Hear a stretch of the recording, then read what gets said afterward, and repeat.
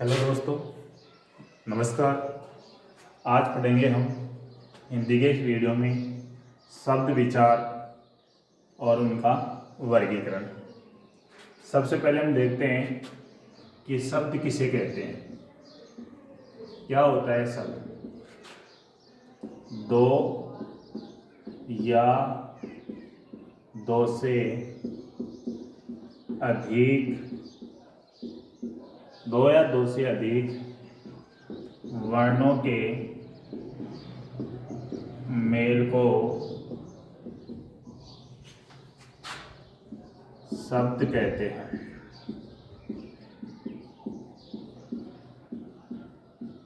दो या दो से अधिक वर्णों के मेल को शब्द कहते हैं। जैसे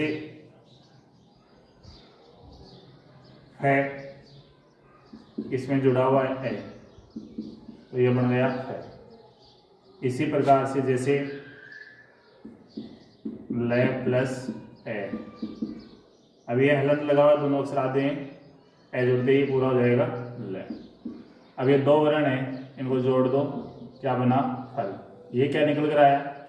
एक शब्द निकल कर आया। तो ये क्या थे? वर्ण। दो वर्णों से मिला और क्या बन गया? एक शब्द बन गया, फल। इसी प्रकार से दो या दो से अधिक वर्णों के मेल को क्या कहते हैं? शब्द कहते हैं। अब वर्गीकरण किस प्रकार से किया गया है इनका?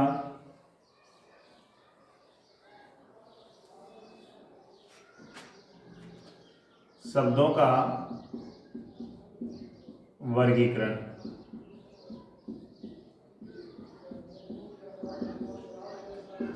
वर्गीकरण चार भागों में किया गया। पहला भाग है उत्पत्ति या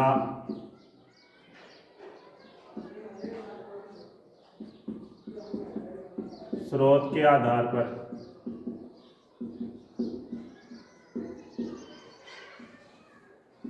दूसरा है अर्थ के आधार पर।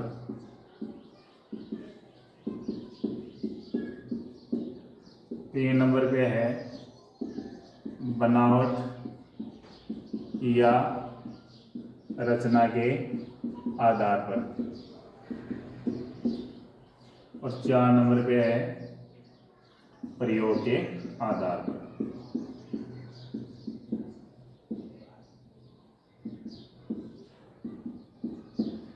शब्दों के वर्गीकरण को कितने भागों में बांटा गया? चार भागों में बांटा गया। एक उत्पत्ति के आधार पर या स्रोत के आधार पर, उत्पत्ति या स्रोत के आधार पर। दो नंबर पे अर्थ के आधार पर। तीन नंबर पे बनावट या रचना के आधार पर। और चार नंबर पे प्रयोग के आधार पर। इस प्रकार से शब्द का वर्गीकरण चार भागों में किया गया है। सबसे पहले पढ़ते हैं उत्पत्ति या स्रोत के आधार पर।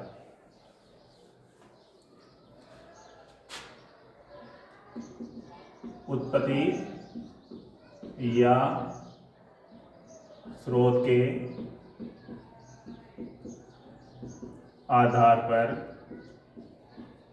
वर्गीकरण।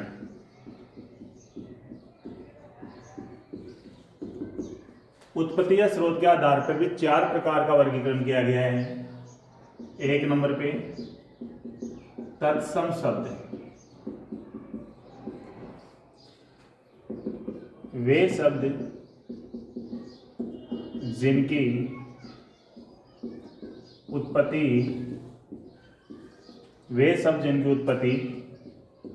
संस्कृत भाषा में हुई। वे शब्द जिनकी उत्पत्ति संस्कृत भाषा में हुई और बिना परिवर्तन के, यानी बिना बदलाव के, हिंदी भाषा में प्रयोग किए जाने लगे,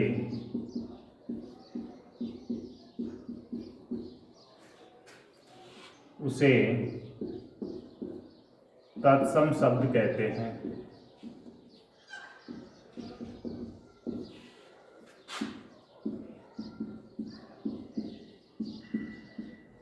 वे शब्द जिनकी उत्पत्ति संस्कृत भाषा में हुई और बिना परिवर्तन के हिंदी भाषा में प्रयोग किए जाने लगे उसे तत्सम शब्द कहते हैं। जैसे दुग्धे, दही, आम्र, ताम्र आदि।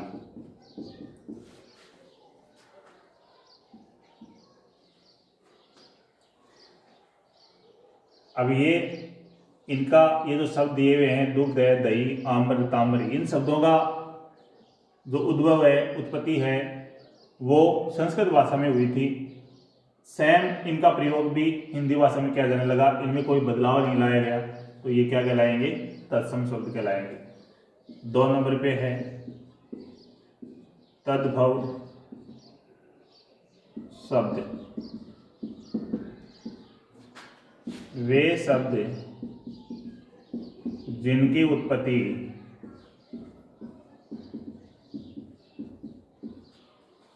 संस्कृत भाषा में हुई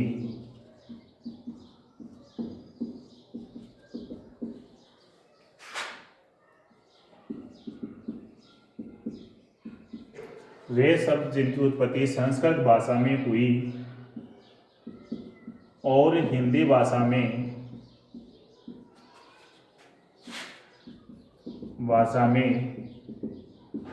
परिवर्तन करके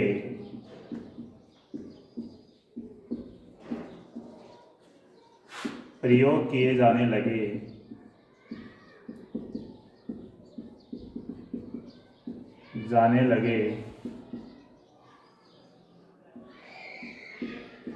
उन्हें तद्भव शब्द कहा जाता है।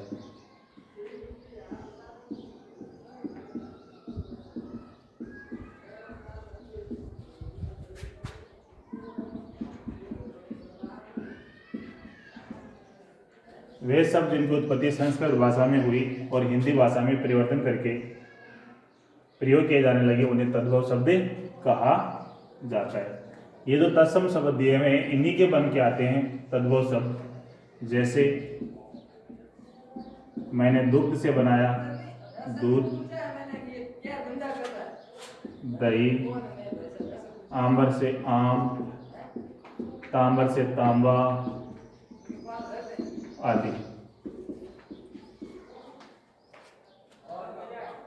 अब 3 नंबर पे उत्पत्ति या स्रोत के आधार पर जो तीसरा वर्गीकरण है वो है देशज शब्द।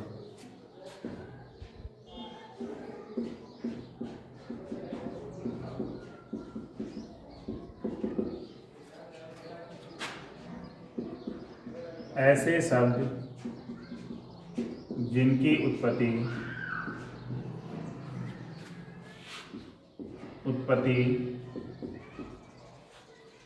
ऐसे शब्द जिनकी उत्पत्ति स्थानीय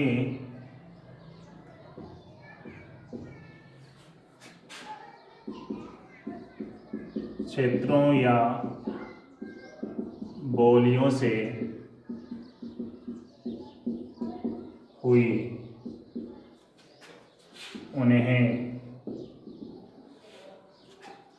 देशज शब्द कहा जाता है। देशज का मतलब देश के अंदर से ही उत्पन्न शब्द, यानी उनके भाषाएं जो भी क्षेत्र हैं उनके वहाँ से उत्पन्न हुए उन शब्दों को देशज शब्द कहा गया। जैसे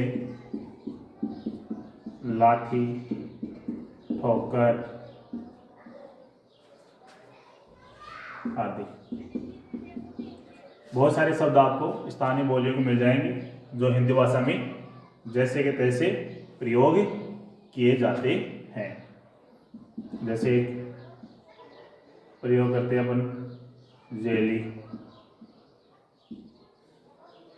इस प्रकार से। 4 नंबर पे जो वर्गीकरण किया गया वो है विदेशी शब्द। विदेशी शब्द, ऐसे शब्द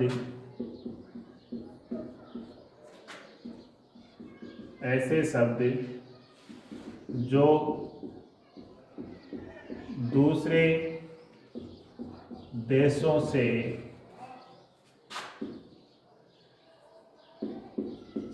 उत्पन्न, ऐसे शब्द दूसरे देशों से उत्पन्न भाषा में हुए। अर्थात हम ये भी कह सकते हैं कि ऐसे शब्द जो दूसरे देश की भाषाओं से उत्पन्न हुए और वो हिंदी भाषा में प्रयोग किए जाने लगे। ऐसे शब्द जो दूसरे देशों से उत्पन्न भाषा में हुए उन्हें विदेशी शब्द कहा जाता है। जैसे डॉक्टर, स्कूल,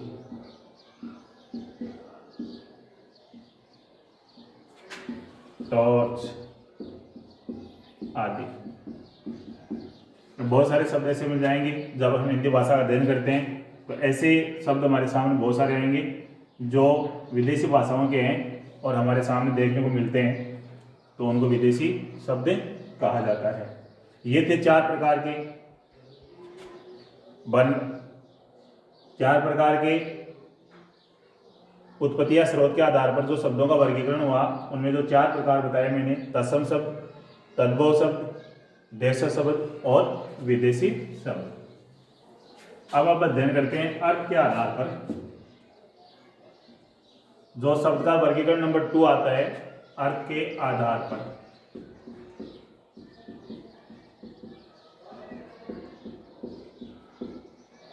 इसमें पहला आएगा सार्थक शब्द।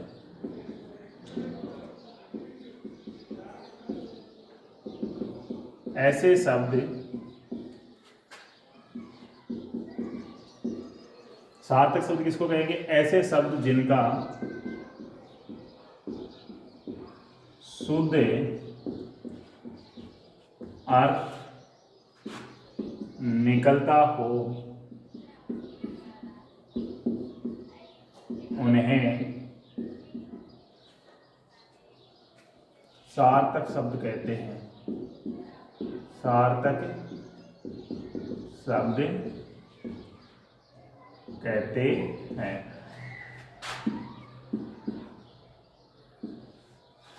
जैसे, यानी ऐसे शब्द जिनका शुद्ध अर्थ निकलता हो, जिनका कोई मतलब निकलता हो, उनको क्या कहते हैं? सार्थक शब्द कहते हैं। जैसे फल है, पुस्तक है, रोटी है, लड़का है आदि। इन सब का क्या निकल रहा है? शुद्ध अर्थ निकल रहा है। 2 नंबर पे होता है इसमें निरर्थक शब्द। ऐसे शब्द जिनका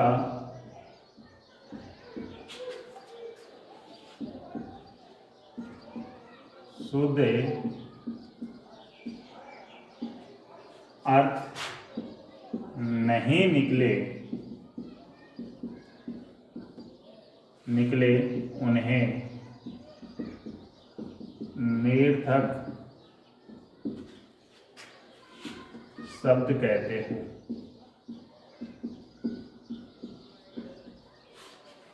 ऐसे शब्द जिनका शुद्ध अर्थ नहीं निकले, उन्हें निरर्थक शब्द कहते हैं। जैसे हम बात करें जिनका कोई अर्थ नहीं निकलता हो हिंदी में, ऐसे शब्द बहुत सारे हैं। जैसे रोटी, वोटी। अब हमने बात की रोटी वोटी, तो इस रोटी का तो अर्थ निकलता है, लेकिन इस वोटी का कोई अर्थ नहीं निकलता। चाय, वाय। अब चाय का अर्थ निकलता है, लेकिन वाय का कोई अर्थ नहीं है। खाना, वाना। अब खाने का तो अर्थ निकलता है, लेकिन वाने का कोई अर्थ नहीं निकल रहा है, इसलिए किस प्रकार का वाना शब्द है? किस प्रकार का शब्द कहलाएगा? निर्थक शब्द कहलाएगा। और खाना किस प्रकार का शब्द कहलाएगा? ये सार्थक शब्द कहलाएगा। ये था शब्द का दूसरा वर्गीकरण जो अर्थ के आधार पर था, जिसमें दो पार्ट होते हैं, सार्थक शब्द और निर्थक शब्द। पहले पढ़ा हमने उत्पत्ति या स्रोत के आधार पर, जिसमें तत्सम शब्द, तद्भव, देशज और विदेशी शब्द। अब शब्दों के वर्गीकरण नंबर 3 पे बात करें हम तो बनावट और रचना के आधार पर, और 4 नंबर पे बात करें तो प्रयोग के आधार पर। इनके बारे में हम नेक्स्ट वीडियो में चर्चा करेंगे। साथ में हम ऐसे शब्द भी लेके आएंगे जिनको हिंदी भाषा में संकर शब्द कहा जाता है, और उनके एग्जाम्पल भी आपको नेक्स्ट वीडियो में बताएंगे। आपको ये क्लास कैसी लगी, ये वीडियो कैसा लगा, कमेंट में ज़रूर बताएं, और हमारे चैनल को सब्सक्राइब करें, लाइक करें और शेयर करें। धन्यवाद। थैंक्स।